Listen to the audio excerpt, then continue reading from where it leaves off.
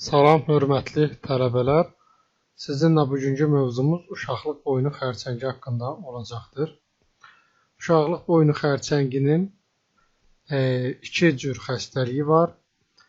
İnvaziv olmayan xəstəlikləri və invaziv xəstəliyi. Bizim bugünkü dərsimiz uşaqlıq boynu invaziv xəstəliyindən uşaqlıq boynu xərçənginə həsr olunur və hər zamanki kimi dərsimizin planı epidemiologiyası ilə başlayacaq və proqnozdan bitəcəkdir. İndi isə sizə epidemiologiyası haqqında bəzi vacib məlumatları verəcəm. 2018-ci il Qlobakan datasının verdiyi məlumata əsasən 570 min yeni xəstə aşkarlanmışdır. 311 min isə dünyasını dəyişmişdir. İnkişaf etməkdə olan ölkələrdə çox rast gəlinən bir xəstəlikdir və yenə də o ölkələri nəzərə alaraq hər 100 min xanımdan 15 xəstələnmə görülmüşdür və hər 100 min xanımdan 8,3 sayda ölüm bildirilmişdir. Dünya üzərə baxdığımızda Afrikada, Mərkəzi və Cənubi Amerikada daha çox rast gəlinən bir xəstəlikdir. Yenə də xəritəyə baxdığımızda Afrikanı görürsünüz burada. Burada isə Cənubi və Mərkəzi Amerika ölkələrini görə bilirsiniz ki, orada çox rast gəlmə tezliyi yüksəkdir.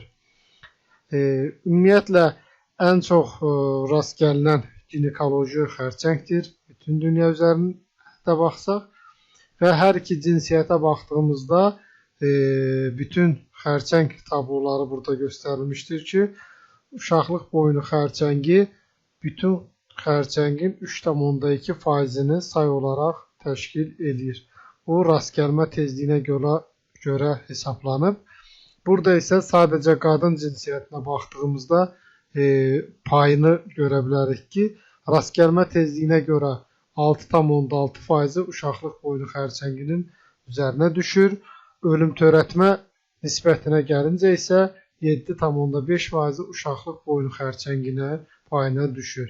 Yeri gəlmişkən qeyd edək ki, qadınlarda ən sıx ölüm törədən bədxassəli şişlər süd vəzi, ağciyər, yoğun bağırsaq bilirdiniz. Dördüncü isə uşaqlıq boynu xərçəngi olduğunu biləsiniz. Davam edərsək, epidemiologiyasında ümumiyyətlə uşaqlıq boynu xərçəngin 75%-i inkişaf etməkdə olan regionlardan bildirilir. Amerikada isə uşaqlıq boynu xərçəngi uşaqlıq cisminin və yumurtalığın xərçəngindən sonra 3-cü sırada rast gələn ginekoloji xərçəngdir. Bəzi müdaxilələr vardır ki, bunlardan pap smear testi biraz sonra detaylı verəcəm. Bunların tətbiqi ilə başlaması ilə əlaqədar keçdiyimiz 50 ilə baxarsaq, geriyə baxdığımızda xəstəliyin həm rast gəlmə tezliyi, həm də mortalitəsi kifayət qədər təsirlənib və aşağı düşmüşdür. Onu da bir sonraki hissəsində təkrar üzərində dayanacağız. Ümumiyyətlə, uşaqlıq boynu xərçəngi yumurtalıq və uşaqlıq cismi xərçəngindən fərqli olaraq daha erkən yaşlarda üzə çıxır. Ortalama yaş bu xəstəlik üçün 44-48 yaş aralığı hesablanır. Çox qısaca anatomiyasından bəhs edəcəm. Burada bilməliyik ki, uşaqlıq boynunun önündə sidik kisəsi yerləşir, arxasında düz bağırsaq yerləşir və bayır tərəfində isə sidik axarı yerləşir. Sidik axarının uşaqlıq boynu ilə qonşuluğu istər xəstəliyin proqnozunda, müalicə şəklinin seçilməsində önəmli bir faktordur və bu gedişat boyda bunun daha detayını sizə verəcəm. Qidalanmasına gəlincə uşaqlığı bilirdik, uşaqlıq arteriyası daxili qalça arteriyasının bir şaxəsidir və onun bir şaxəsi olan vaginal arteriya vasitəsilə uşaqlıq boynu qan təchizatı təmin edilir. Uşaqlıq boynunun limfa düyünləri həm çanaq limfa düyünləri, bu yaşıllarla işarələnmişlər limfa düyününü bəhs etmək istəyir və həmçinin paraortal limfa düyünlərini də göstərir. Bu şəkilə yenə baxarsaz, aşağı boş vena və aortanın ətrafında olan limfa düyünləri, buna parakaval, paraortal limfa düyünləri deyilir ki, uşaqlıq boynu xərçənginin regional limfa düyünləri hesab edilir. Risk amillərinə keçmədən sizə bir xatırlatma eləmək istəyirəm, əziz tələbələr. İlk başda demişdik ki, onkologiyada etioloji faktorlara baxdığımızda 90% xarici mühit amilləridir, 5-10% genetik faktorlardır. Bütün onkologiya üçün keçərlidir bu. Genetik meyillik olan hansı xəstəliklərdir, onları da xatırlayırsınız yəqin ki.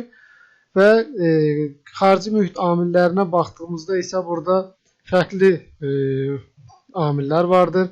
Ağırlıq payına görə diyet faktorları, xüsusən qida borusunda, mədədə bunlara toxunduq, kolorektalda toxunduq. Siqaret çəkmə önəmli biri idi. Buna da ağciyər xərçəngində, ağız boşluğu xərçəngində, qida borusunda yenə toxunduq buna. Və bir də ki, çox rast gəlinən faktorlardan bir qismi infeksiyoz səbəbləridir. Piylənmə də 10-20% ağırlıqda təşkil edir. Bu infeksiyaları keçərkən biz hansıların onkogenik olduğunu demişdik sizə. Bura hepatit B, C və herpes, kapoşi sarkoma əlaqəsi Epstein-Barr virusundan bəhs etmişdik. Amma daha çox HPV-ni vurğulamışdıq ki, insan papilloma virusudur. Bugünkü dərsimizdə uşaqlıq boynu xərçəngi ilə ən əlaqəli etioloji faktor insan papilloma virusu olduğu üçün bu tablonu təkrar sizə xatırlatdım. Və risk amilləri də ümumiyyətlə iki yerə bölünür. İnsan papilloma virusu ilə əlaqəli olanlar və insan papilloma virusu ilə əlaqəsi olmayan faktorlar da bölünür.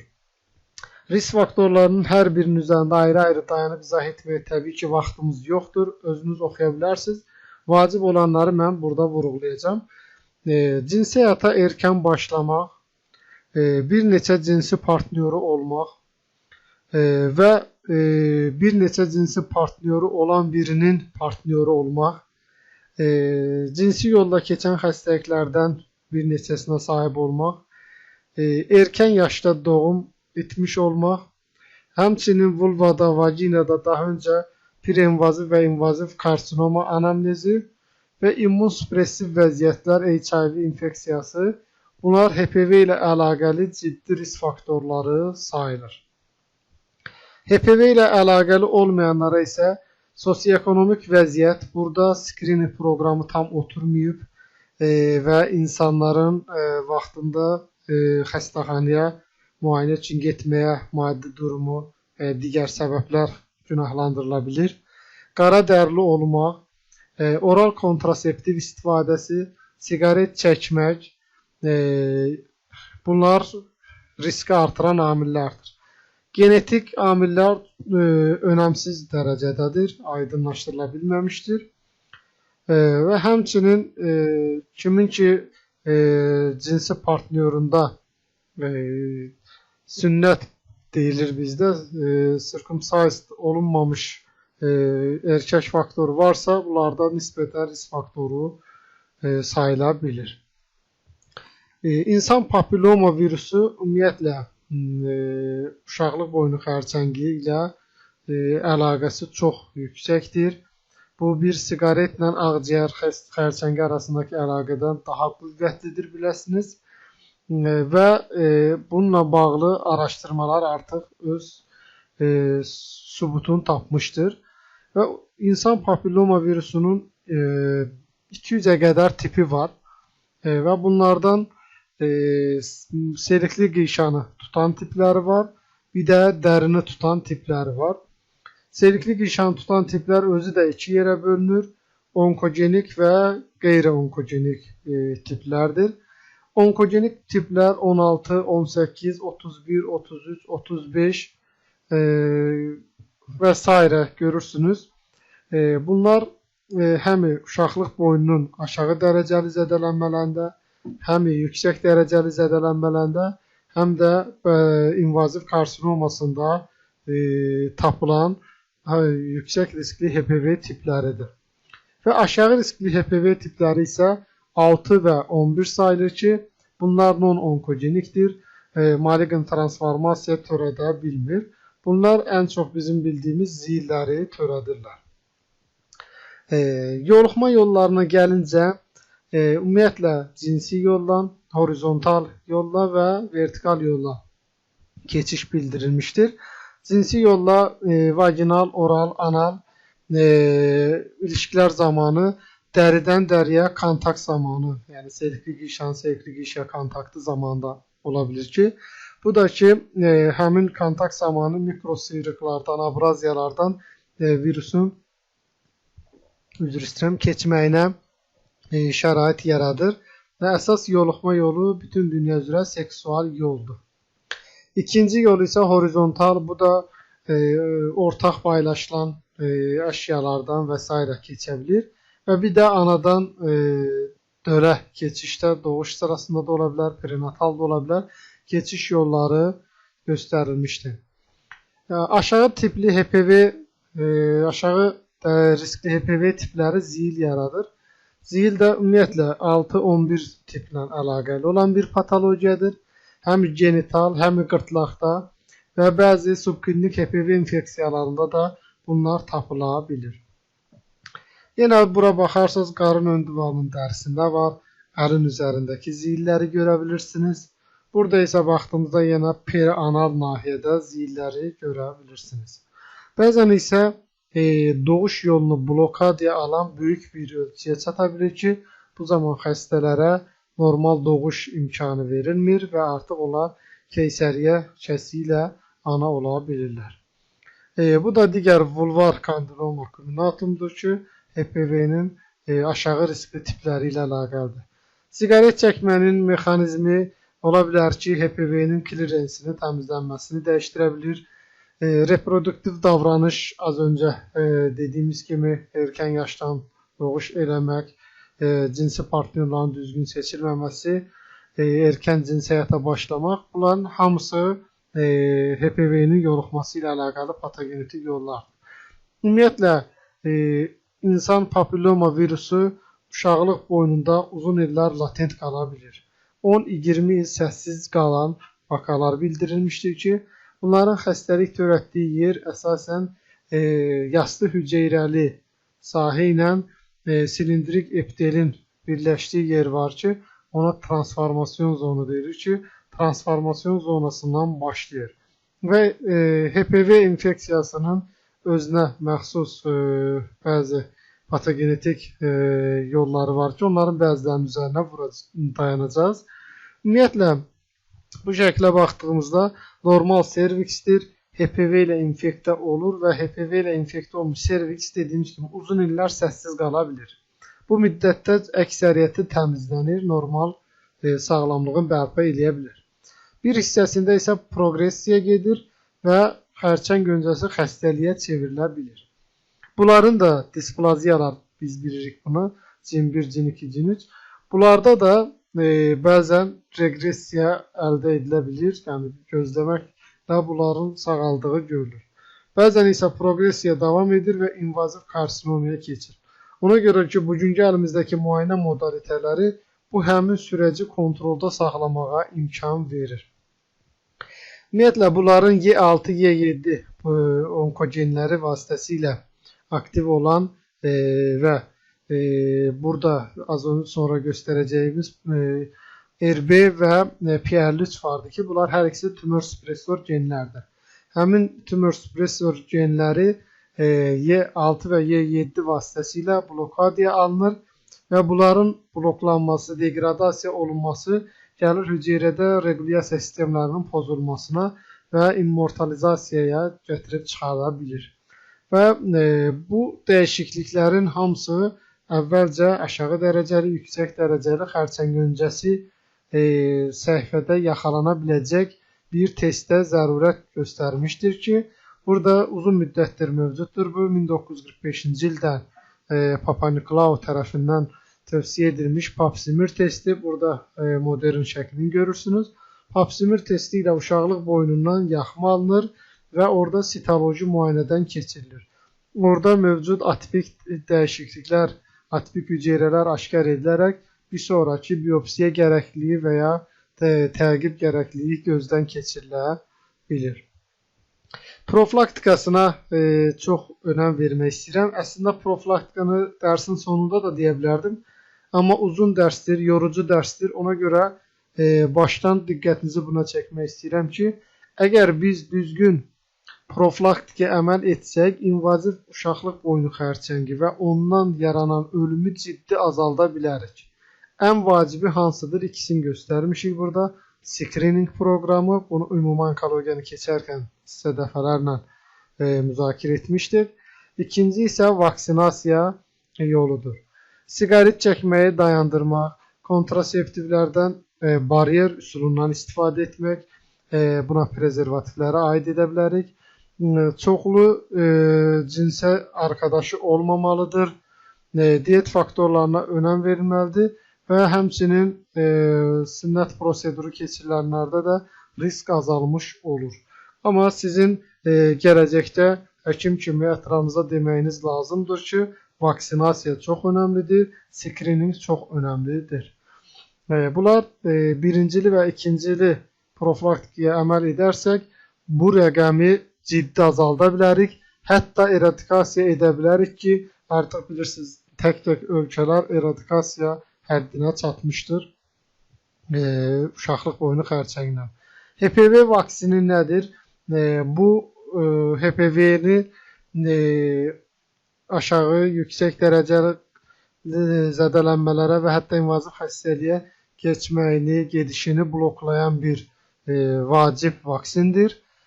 Protokola görə 11-12 yaşdakı bütün xanımlara rutin olaraq önərilməkdədir. Bəzi regionlarda artıq 9 yaşında da vurula bilər deyə tövsiyələr var. Əgər 11-12 yaşını qaçırmışsa, o zaman 13-26 yaş arasındakı gənc xanımlarda da peyvənd vurula bilər. Davam edirik. Bunların bir neçə tipi var. Cervarix, Gardasil. Ən çox istifadə olunan hazırda Gardasil və Gardasil 9-dur. Bunlar ən çox onkogenik tiplərə qarşı qoruyuculuğu göstərmişdir. Və gələcəkdə nəyi dəyişə bilərik bunları eləyərək? Əgər düzgün vaksinasiyanı aparsaq, screeningə yerinə yetirsək, erkən diaqnostikaya gətirib çıxara bilərik və həmçinin erkən diaqnostika vasitəsilə radikal cərrahiyyədən daha az radikal cərrahiyyə keçid ola bilər ki, bunların da xəstələrdə daha rahat tolerə edilməsi əldə edilir. Hətta bütün bunları sırasıyla əməl edilərsə, gələcəkdə eradikasiyası da mümkün olan bir xəstəlikdir. Sonra patoloji anatomiyasına keçmək istəyirəm. Ümumiyyətlə, uşaqlıq boynunun xərçənginin patoloji anatomiyasında makroskopik olaraq gözlə görünən 3 forması olur. Egzofitik forma ən çox yayılan formadır. Bunlar qanamağa meyilli olur. Güzgü ilə müayinə edərkən rahatlıqla görülə bilir. Bəzən uşaqlıq boynunun adenokarsinoması endoservikal kanala doğru yayılır ki, buna fıçı, yəni çəllək şəklində formalaşmış bir uşaqlıq boynu xərçəngiyi görə bilirik. Bəzən infiltrativ tümör olur ki, bu zaman çox sərt daş kimi olur və çox az qismində xoraları görə bilirik. Üçüncü isə ülserativ formadır, görürsünüz burada. Burada isə artıq tümör mövcud olduğu yeri və ətrafını dərin yara şəklində zədələmiş ola bilir. Mikroskopik olaraq patoloji anatomiyası bir neçə alt tipi var. Amma biz əsas üzərində duracağımız bugün 2 tipdir. Yastı hüceyrəli uşaqlıq boynu xərçəngi, bu ümumi populyasiyanın uşaqlıq boynu xərçəngi diaqnoz qoyan xəstələrin 70%-də rast gəlinir və HPV-16 ilə yaxın əlaqəlidir. İkinci isə 25% ehtimalla rast gəlinən adenokarsinomadır ki, bu da HPV-18 ilə daha çox əlaqəlidir. Və bunların da alt tipləri var. Görürsünüz, böyük keratinizə olan hüceyrələr, kiçik hüceyrəli və verrukoz. Bu bəzən zil ilə qarışdırılır, zilə bənzəyir. Onun üçün diqqətli olunması lazımdır. Mütləq patoloji təsdiqin göstərməliyik. Adenoskvamozda həm adenokarsinoma, həm də skvamoz karsinoma komponentləri birlikdə ola bilir. Daha az rast gəlinən isə mezenximal şişlərdir. Gardner duktunun şişləri də görülə bilir və bir də metastatik şişləri ola bilir ki, bunlar bugünkü dərsimizin mövzusu deyil. Burada görürsünüz ülserativ uşaqlıq boynu xərçəngi, burada isə egzofitik polipoid şəkildə aşağıya doğru prolib olmuş şişlərdir. Metastaz verməsinə gəlincə 3 yolu var. Birbaşa metastaz qonşuluq yolu ilə, ikincisi limfogen metastazdır, üçüncüsü isə hematogen metastazdır.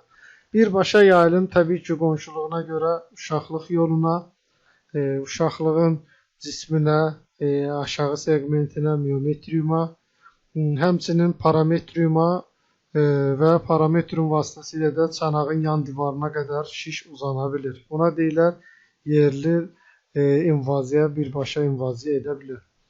İkinci isə limfatik yoldan ən çox paraservikal limfa düyünlərini tutur ki, bunlarda tutulma 70%-ə yaxın olur.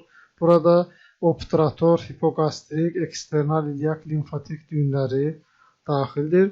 Üçüncü isə hematogen yolla ən çox qaraciyər, az sırayla da ağciyərə və sümüklərə metastaz verə bilir. Baxın, limfatik metastazın da örnək versək, uşaqlıq boynunun həmən yanında parametrial limfa düyünləri var ki, bunlara metastaz vermə ehtimalı çox yüksəkdir. Xəstələrin 77%-də burada görülmüşdür. Həmçinin qonşuluq yolu ilə presakral nahiyə vardı ki, oma burunun ön tərəfində, orada da 23% sıxlıqda görülür. Sonra isə hipogastrik, yəni daxili qalça arteriyası boyunca, xarici qalça arteriyası boyunca 31-27% sıxlıqla limfatik metastaz görülə bilir. Təbii ki, klinik mərhələyə görə çanaqda və paraortal limfa düyünlərində metastazın rast gəlmə tezliyini təxmin edə bilirik. Belə ki, birinci mərhələdə çanaqdakı limfa düyünlərində 15-20%-dirsə, paraortal limfa düyünlərində 6,3%-dir. Üçüncü mərhələdə isə çanaqdakı limfa düyündə 50%, paraortik limfa düyünlərində isə 30%-ə yaxındır. Ona görə mərhələ artdıqca limfatik tutulumda riski artır. Mərhələlərinə gəlincə FIGO sistemi ilə mərhələndirilir. 2018-ci ilin təxminən payız aylarında dəyişilmiş bir mərhələndirmə sistemidir. Birinci mərhələdə xəstəlik uşaqlıq boyununa məhduddur. İkinci mərhələnin A və B hissələri var.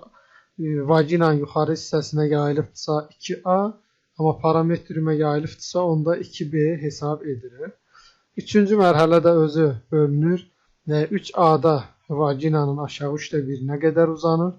3B-də pelvik yan divara qədər uzanır və üreterləri də tam blokladığı üçün funksiyasını itirmiş hidronefrotik vəziyyətdə xəstələr gəlir. 3C-də isə artıq limfa düyünlərinə metastazdan söhbət gedir ki, 3C1-də çanaqdakı limfa düyünlərində, 3C2-də isə paraortik limfa düyünlərində metastaz vardır. 4A yenə lokal xəstəlikdir. Burada öndə sidik kisəsinə, arxada düz bağırsağa yayılıbdır. 4B-də isə uzaq orqanlara, artıq bura aiddir, qaraciyər, ağciyər sümükləri aid eləyə bilərik. Klinikasına gəlincə diqqətlə qulaq asın, burada önəmli ipuçları var. Xəstələr adətən çox doğurmuş olur. Həmçinin xəstələrin yaşı çox yaşlı olmur. 45-55 yaş arası olur. Və erkən yaşda doğurmuş, 20 yaşından öncə doğum yapmış xanımlar olur. İlk simptomu anormal vaginal qanaxmadır. Xüsusən də ilişki zamanı, yəni kontakt qanamaları olur bu xəstələrin. Sonra isə xəstələrin digər şikayətləri bol, suylu, ət suyuna bənzər, qoxulu, yıxantı kimi bol vaginal axıntıları olur.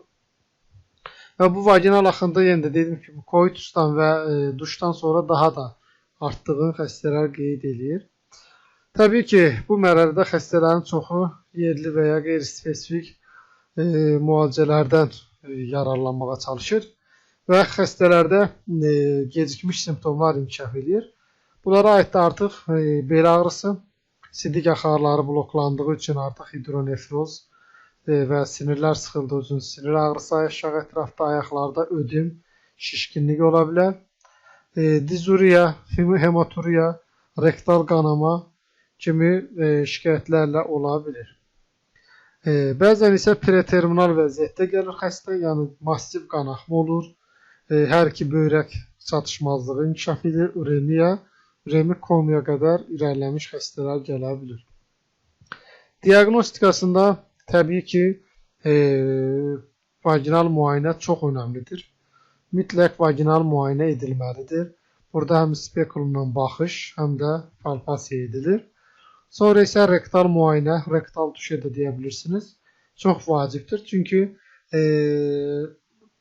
serviksdəki tümörün mobil olduğu, rektuma invaziya edib etmədiyi, parametrial tutulumun olub olmadığı rektal müayinə zamanı bəlli olur. Daha sonra isə xəstələr çox zaman təbii ki, bu müayinələr dözə bilmir, icazə vermir. O zaman narkoz altında, ümumi anesteziya altında da müayinə eləyə bilərsiniz. Radioloji görüntüləməyə gəlincə artıq MRT müayinəsi, çanağın MRT müayinəsi gold standartdır və bir çox müayinələrin yerini almışdır. Kitablarınızda bunları görə bilərsiniz. Piyerografiya, digər KT, sistoskopiya, rektosigmoidoskopiya.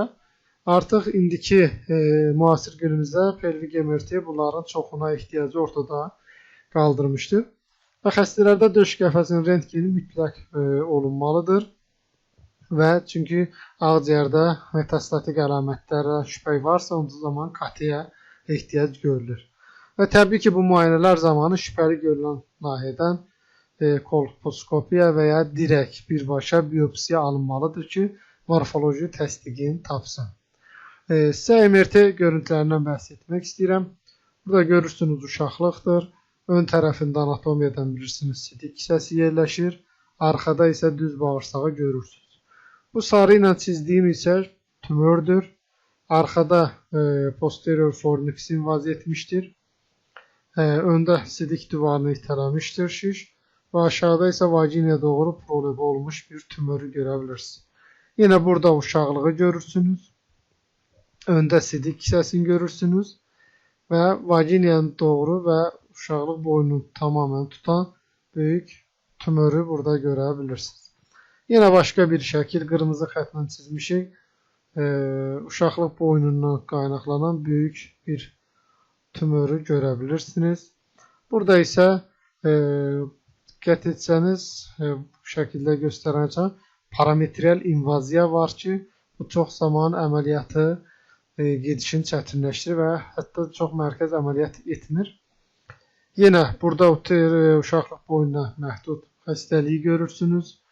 Burada yenə polpoid bir tümördür. Aydın şəkildə görünür. Burada vaginaya doğru prolobedən vaginan dolduran uşaqlıq boynu şişini görürsünüz. Burada isə yerli yayılmış uşaqlıq boynu xərçəng gedir və sidik hissəsinin divarın infiltrə eləmişdir və artıq sidik hissəsinin invaziya var deyə bilərik. Görüntüləmədə yenə üzərində çox durmayacağım. Əsas görüntüləmə müayinəmiz döş qəfəsinin rentgeni, pelvik MR-dır. Bunlarda əgər şübhəmiz varsa, o zaman KT informativ deyilsə və xəstənin təbii ki, maddi durumu da çox önəmlidir burada. PET-KT tərcih edilə bilir. Məsələn, bəzən bunun bizə çox böyük yol göstərir. Bu bizim bir xəstənin görüntüsüdür. Əməliyyat öncəsi çəkdiyimiz PET-KT zamanı bizim radioloq kolleqanın bizə verdiyi bir qrafikdir bu. Burada görürsünüz, eksternal ilyak damarların ətrafında təxminən 5 sm yaxın tümöral implant görülür. Bu isə əməliyyatın gedişindən görüldüyü kimi həmin ətrafdakı böyümüş limfa düyünləri çıxarılmışdır. Damarlar isə sərbəstləşdirilmişdir. Tamamən boşaldılmış vəziyyətdə görə bilirsiniz. Bu sidik axarıdır. İlyak damarı çarpazlayıb aşağıya doğru gedir. İndi isə müalicəsindən bəhs edəcəm əziz tələbələr. Müalicəsi şua müalicəsi, cərrahi müalicə və xemoterapiyadan ibarətdir. Şua müalicəsi uşaqlıq boynu xərçənginin əsas müalicəsidir, fundamentidir, müalicənin təməl daşıdır. Cərrahi müalicə seçilmiş xəstələrdə tətbiq edilir ki, ən çox istifadə olunan cərrahi əməliyyat da radikal histerektomi və limfodiseksiyadır. Cərrahi əməliyyatın fərqliliyini başa düşmək üçün bu şəklə diqqətlə baxın. Bu panoramik üstdən görüntüdür. Düz bağırsağı görürsünüz, uşaqlığı görürsünüz. Uşaqlıqdan yana doğru uzanan radial xəttlər var ki, burada qara nöqtələrlə göstərməyə çalışmışam. Bu hissənin adı parametriumdur. Məsələ orasıdır ki, sidik axarı eksternal ilyak damarı çarpazladıqdan sonra çanağa girir və parametriumun içərisindən keçmək məcburiyyətindədir. Bu işin parametrium və üreterin içərisindən keçməsi həmən bu radikal histerektomi anlayışını doğurmuşdur və radikal histerektominin texnikası da bundan qaynaqlanır. Bura diqqətlə baxarsınız, sidik axarı ilyak damarı çarpazlayır və gedir sidik hissəsinə daxil olur. Sarı ilə rəngləyib göstərməyə çalışmışam. Burada sidik axarın mütləqə diseksiya edib ayırmağımız şərtdir. Çünki parametriumu çıxarmalıyıq. Niyə? Demişdik ki, parametriumda limfa düyünləri, limfatik metastazlar 70% halda parametriumdakı limfa düyünlərində olur. Parametriumu ayırmaq üçün sidik axarı askıya alınır və parametrium bu şəkildə diseksiya edilir. Və sonra isə parametrium gördüyünüz kimi lateral tərəfdən kəsilir. Sidik axarın üzərindən içəriyə doğru aşırılır. Və beləliklə sidik axarı sərbəstləşdirir. Parametrium isə çıxarılmağa nail olur. Bu əməliyyatı Ernest Wertheim iləri sürmüşdür. Və bugünə qədər də adı çəkilən bir görkəmli alimdir. Və onun əməliyyatı 1898-ci ildə icra eləmişdi ilk radikal əməliyyatın. Və o vaxtlar təbii ki, mortalitəsi çox yüksək idi. Yəni, düşünün, mortalitə 40%-ə yaxın idi. Yəni, bu əməliyyatın ölüm törətmə faizi 40% idi. Və ilk 29 əməliyyatında bu mortalitə ilə getmişdi.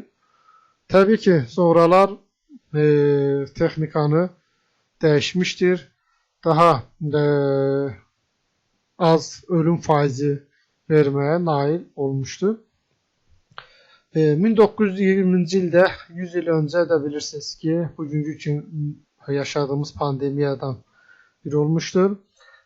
Bu influenza, İspan qripi deyirlər. İnfluenza pandemiyası zamanı 55 yaşında dünyasını dəyişmişdir və Viyanada məzarı hələ də qorunmaqdadır.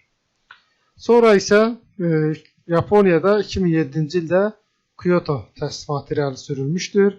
Kerley Moro sınıflaması deyirlər. 2008-ci ildə artıq yayınlandı, ədəbiyyata girdi. Tək-tək bunların üzərində dayanmayacağım. Və Kyoto təsnifatına görə bugün istifadə etdiyimiz bizim tip C deyirik buna. Ona əvvəl tip 3 histerektomiya deyirdik. İndi tip C histerektomiya deyirik. Bunun tip C1-də sinirlər qorunur və xəstədə sonra sidik hissəsinin atoniyası, bağırsaq atoniyası olmur. Tip C2-də isə bu sinirlər qorunmadığı üçün xəstələrdə atonik problemlər yaşana bilir. Təbii ki, bunların fərqli adları var. Radikal histerektomiya deyə bilirik, tip 3 deyə bilirik, tip C deyə bilirik. Amma hələ də klassik adı Wertheim-Neyks əməliyyatı kimi ədəbiyyatlarda görünür. Əməliyyatın görüntüsü bu şəkildə olur. Görürsünüz, parametrium ayrılıb, sidik axarı sərbəstləşdikdən sonra bu şəkildə parametrium çıxarılır. Bu da digər bir əməliyyatdan görüntüdür. Yenə də vaginanın yuxarı hissəsi çıxarılmışdır. Sağlam cərrahi səthədə çıxmaq üçün və parametrial toxuma çıxarılmışdır. Bunların hamısı bizim öz klinikamızda icra edilmiş əməliyyatlardır. Bir müddət minimal invaziv cərrahiyyə də uşaqlıq boynu xərçəngində tətbiq edilmişdir. Laparoskopiya və robotik. Amma sonraki çıxan çalışmalarda bunun uzun vədədəki nəticələrinin açıq əməliyyata görə daha pis olduğu görüldü və bu qənaətə gəlindi ki, artıq minimal invaziv cərrahiyyəni tərk etmək lazımdır. Bu sadəcə diqqətli olun, uşaqlıq boynu xərçəngi üçün keçərlidir. Uşaqlıq cisminin xərçəngində laparoskopiya yenə də tətbiq edilir. Bir sonraki dərsimizdə onunla müzakirə edəcək. Yəni, hazırda standart və tarixi yanaşmaların hamısını göz önünə alsaq, açıq əməliyyat uşaqlıq boynu xərçəngində tövsiyə edilir. Kifayət qədər ağır əməliyyatı sayılır ginekologiya, onkologiyanın. Təxminən 1 litrə yaxın qan itirməsi olur. Sidik axarı ilə uşaqlıq yolu arasında fistul 1-2% ehtimala rast gəlinir.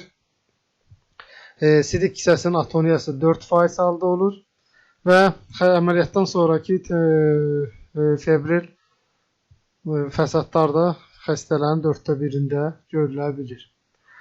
Və limfodiseksiyanı da bəhs etdik. Əvvəlcə anatomiyada göstərmişim. Çanaq və paraorta limfa düyünləri regional limfa düyünü sayılır uşaqlıq boynu üçün. Ümumiyyətlə, limfodiseksiya xəstəliyin həm bizə yayılımını göstərir, həm adjuvant müalicəni planlamağa yardım edir. Həm də ki, əgər limfatik tutulum varsa, limfa düyünlərində metastaz varsa və ya mikrometastaz varsa, biz onları çıxarmaqla xəstəyə bir faydamız olur və bunun müalicəvi təsirindən də faydalana bilirik. Kyoto klassifikasiyasında limfodiseksiyanda səviyyələri göstərilmişdir. Birinci səviyyə xarici və daxili qalça damarları boyunca, ikinci səviyyə ümumi qalça damarları və presakral nahiyə, üçüncü səviyyə aortik inframezenterik, dördüncü səviyyəsi aortik infrarenal olur. Biz praktikada bugün uşaqlıq boynu xərçəngi üçün əsasən level 3 daxil edirik. Bəzi hallarda level 4-ə çıxa bilirik. Level 4-ü ən çox biz yumurtalıq xərçəngində edirik. Amma burada baxsanız level 4'tür bu. Parakaval, paraortik nahiyə boşaldılmışdır. Aortanın bifurkasiyası görünür. Burada isə sol renal ven bu 4-cü leveli göstərən bir anatomik strukturdur. Bu isə level 2'ni göstərir, ümumi qalça arteriyasını göstərmişik. Bəzən xəstələr cavan yaşlı olur və fertilite qoruyucu ya əməliyyat istəyir, fertilite qoruyucu müalicə istəyir. Fertilite qoruyucu nə deməkdir? Yəni xəstənin ana olma şansını əlindən almayan yanaşmadır. Bunun üçün təbii ki, seleksiya kriteriyalarına çox önəm verməliyik. Hər xəstəyə bunu tətbiq edə bilmərik. Birinci, reproduktiv yaş önəmlidir. 40 yaşın altında olmalıdır. Olmadı, yəni xəstə çox israr edərsə 45 yaşa qədər bunu biz subyektiv dəyişə bilərik. Əgər ana olmaq istəyi varsa, yəni ana 3-4 övladı var, amma riskə gedir, yenə də mən fertilite qoruyucu cərrahi istəyirəm deyirsə, biz onu etmirik təbii ki. Və histoloji tipi də çox önəmlidir. Yastı hüceyrəli və adenokarsinom olmalıdır. Daha pis proqnozlu hüceyrə tipi olarsa, neuroendokrin şiş, kiçik hüceyrəli, o zaman biz fertilite qoruyucu yanaşmadan söhbət aparmırıq. Limfatik metastaz olmamalıdır. Limfovaskulyar invaziya negativ olmalıdır. Mərhələsi olduqca erkən mərhələ olmalıdır və s. Bunlar ciddi seçim tələb edən xəstələrdir. Və ən çox istifadə edilən abdominal radikal traxeolektomiyadır. Və bu nə deməkdir? Bir sonraki slaytda göstərəcəm. Digər növləri isə konizasiya, həmçinin lip prosedurunu göstərə bilər. Konizasiya bu şəkildə skalpellə soyuq şəkildə kəsilərək çıxardılır. Buna konizasiya deyilər. Digəri isə lipdir. Yenə də elektrikli elektrokoagulyator bıçağı ilə kəsilərək zədələnmiş sahə geniş sərhədlə götürülür. Daniel Dargent radikal traxeolektomiyanı irəli sürmüşdür və gördüyünüz kimi vaginanın yuxarı hissəsi, parametrial toxuma, tümörlə bərabər çıxarılmışdır. Ümumiyyətlə, burada baxarsınız, uşaqlıq arteriyası bağlanılır. Uşaqlıq diseksiya edilir. Daha sonra parametrium, parakolpium və vaginanın yuxarı 1/3 hissəsi heç olmaya 1,5 sm çıxarılır. Sonra isə istmusa sorulmayan tikiş qoyulur. Burada daha yaxşı görülür. Ardından isə bu sorulmayan tikişlər də qoyulan. Sonra isə vagina ilə uşaqlıq arasında anastomoz yaradılır. Burada gördüyünüz kimi radikal parametrektomiyanın sxematik və əməliyyat görüntüsünü göstərə bilirik. Adjuvant riskin dəyərləndirməsi. Deyək ki, xəstə gəldi yanımıza, seçdik, radikal histerektomiya elədik.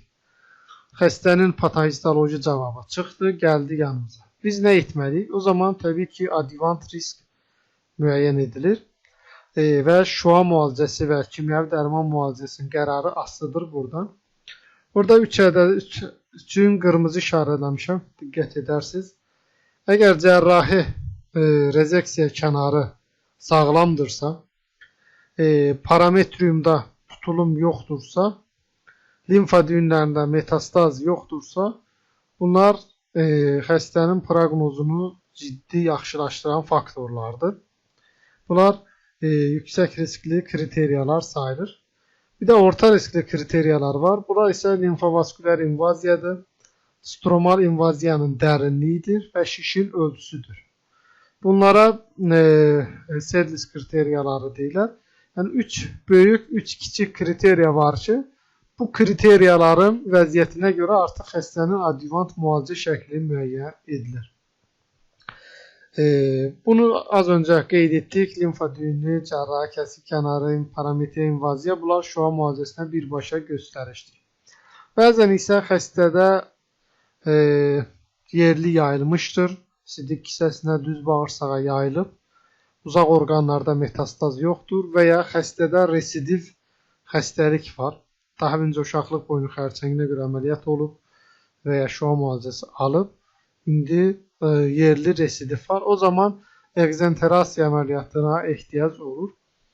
Ekzenterasiya bu şəklə baxsaq, sidik kisəsi, uşaqlıq və düz bağırsağın çıxarılması prosedurudur. Total ekzenterasiya və xəstə daha sonra sidik axarlarının ağızlaşdırıldığı urostoma, yoğun bağırsağın çıxarıldığı kolostoma ilə yaşamaq məcburiyyətinə qalır.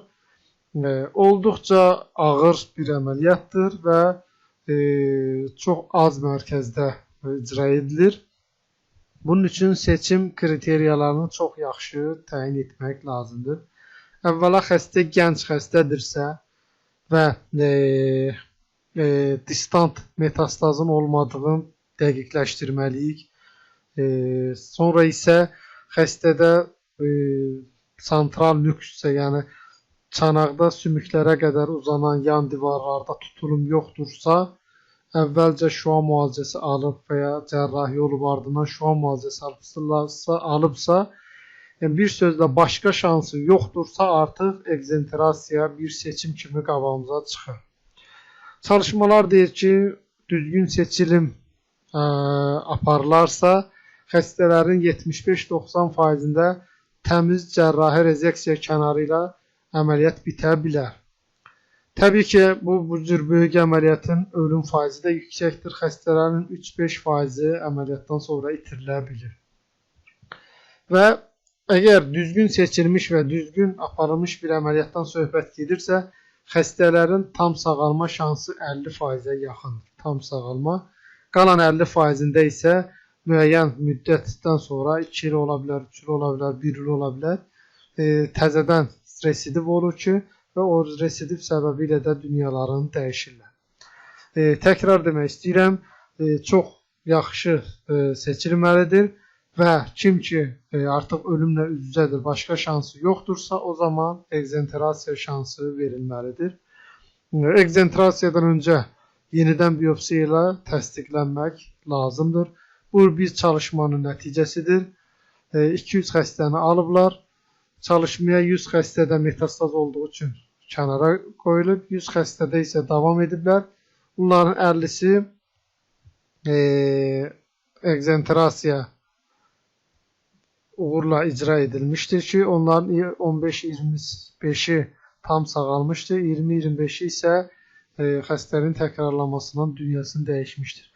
Görürsünüz, yəni seçilməsinə baxmayaraq, yenə 100 xəstənin 50%-i əməliyyat zamanı unresectable tapılaraq əməliyyat sonlandırılmışdır. Total ekzentrasiya nədir? Gördüyünüz kimi kiçik çanağı tamamilə çıxarırlar. Sidik kisəsi, vagina,